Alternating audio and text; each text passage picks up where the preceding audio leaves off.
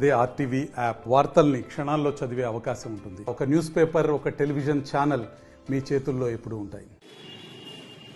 భద్రాచల శ్రీ సీతారామచంద్రస్వామి వారి దేవాలయంలో ఉన్నటువంటి ఈవో గారు ఒక బృహత్తరమైన మంచి కార్యక్రమాన్ని చేపట్టారు. మరి గతంలో ఉన్నటువంటి ఏ యొక్క అధికారి కూడా ఆలోచన మరి ఈవో మేడం గారికి రావడం చాలా గొప్ప కారణం చెప్తా ఉన్నాం. భద్రాచల ప్రాంత ప్రజలకి బుధ, గురు, మంగళవారాలలో ప్రత్యేకంగా ఉచితంగా 100 రూపాయల క్యూ లైన్లోనే ఉచితంగా దర్శనం చేస్తాం. ఆధార్ కార్డు గమనించి వస్తేసుకోండి. ఒక చాలా మంచి పరిణామం, దీన్ని మేము స్వాగతిస్తా ఉన్నాం. ఎందుకంటే భద్రాచల ప్రాంతంలో భద్రాచలం పట్టణం, భద్రాచలం నియోజకవర్గ ప్రజలకు కూడా ఇది ఒక శుభ పరిణామాన్ని మేము అభివర్ణిస్తేనే. ఎందుకంటే ఇలా 3-4 గంటల నుంచి 5 గంటల వరకు సమయం పెట్టినారు. ఈ సమయ పాలన కాకుండా కొంచెం సోమ, మంగళ, బుధ, గురు ఈ 3 రోజులలో ఏ టైంలో వచ్చినా ఈ భద్రాచల ప్రాంత ప్రజలు ఉచితంగా దర్శనం చేసే విధంగా ఒక ప్రత్యేకమైన జీవనం తీసుకొచ్చి మేడం గారు టెంపుల్ అభివృద్ధి కోసం కృషి చేయాలని సందర్భంగా రామభక్తులను కోరుకుంటా ఉన్నాం. భద్రాచలం రామాలయంలో స్థానికులకి 100 రూపాయల క్యూ లైన్లో ఉచిత దర్శనం ఇప్పించడం హర్షించదగ్గ విషయమే.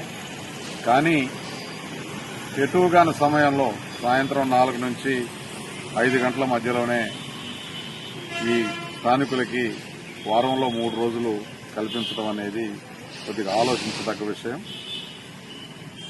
తిరుపతిలో కానీ లేకపోతే ఇంకా అనేక ఆలయాల్లో స్థానికులకి ఉదయం పూట కానీ సాయంత్రం 5:30 తర్వాత కానీ దర్శనాలు కల్పిస్తా ఉన్నారు.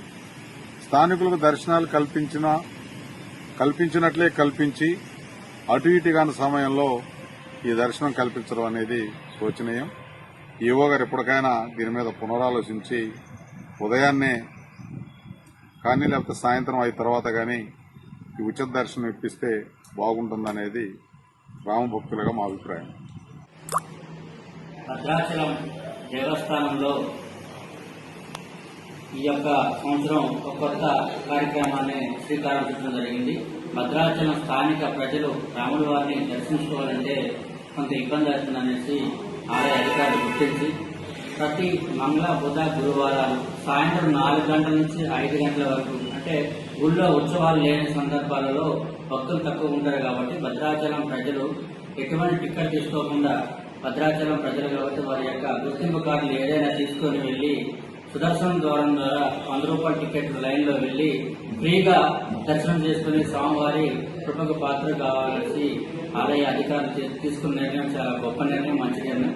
భద్రాచలం రాముల వారి ఆలయాన్ని స్థాపించేటప్పుడు ఇక్కడ పనిచేసిన ఆ యొక్క గుడిలో నిర్మాణ కార్యక్రమంలో పాల్గొంటున్న అందరూ కూడా ఇక్కడ స్థిరపడి వాళ్ళ వారసులే కాబట్టి వారికి అవకాశం కల్పించినందుకు భద్రాచలం ఆలయ అధికారులందరూ కూడా మేము భద్రాచలం ప్రజల తరఫున కృతజ్ఞతలు, ధన్యవాదాలు తెలియజేస్తున్నాం. జై శ్రీరామ్. మరిన్ని వీడియోస్ కోసం ఛానల్ ని సబ్స్క్రైబ్ చేయండి. లేటెస్ట్ అప్డేట్స్ కోసం వాట్సాప్ ఛానల్ ని ఫాలో చేయండి. అండ్ లింక్ డిస్క్రిప్షన్ లో ఉంది.